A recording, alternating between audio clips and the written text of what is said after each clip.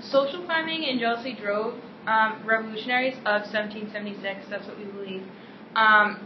People of the elite class rose to their power in their own unique ways, and it differed for each one.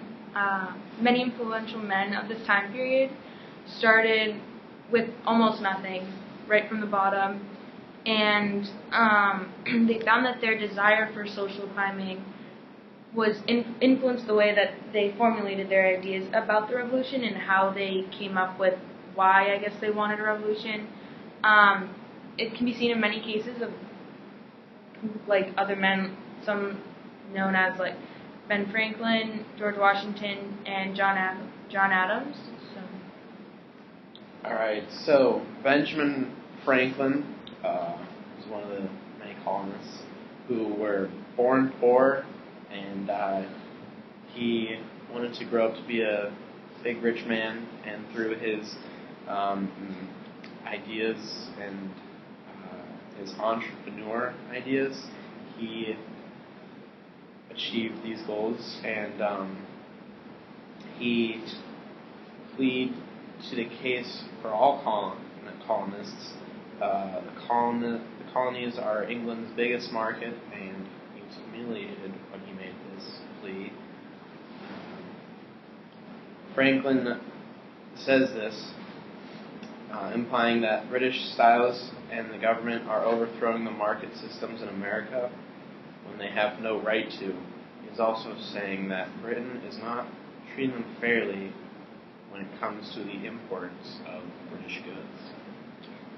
Franklin is also accused, accused of giving letters of the governor of Boston at the time, accused of like making them public, so that also led to I guess Franklin's ridicule about how people thought poorly of him. But another person was George Washington. Most people know, he becomes powerful and respected because of the land that he acquires, since he does have a plantation. And George Washington believes, and he says that Parliament has no right to put its hands in our pockets without our consent.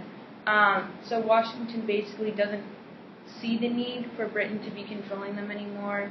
He has a strong opinion of needing to have independence, and it shows how Washington believes that he worked for his land and how he got it.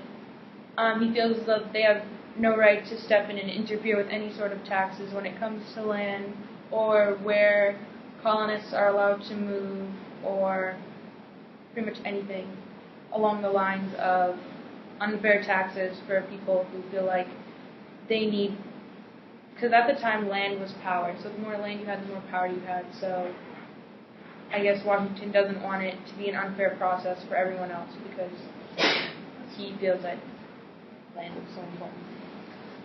And lastly, we have Adams. He was a struggling lawyer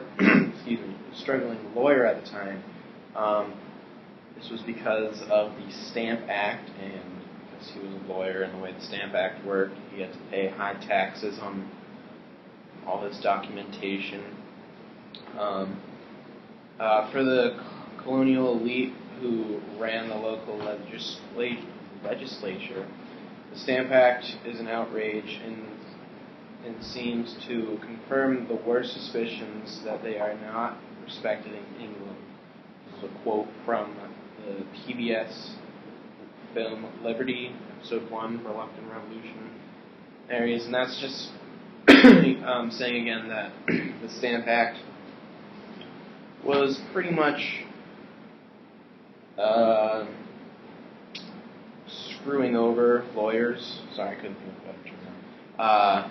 And other professions such as those. They had to pay tax on all their documentation and all that. But yeah, so Adams basically feels that the Stamp Act is hurting his profession, and eventually, I don't know how else to explain the fact that the Stamp Act really made it hard. Like, it really, like, I guess, like, opened Adam's eyes to realize that, like, what England is doing is not, it's not good for himself and for anyone else like him.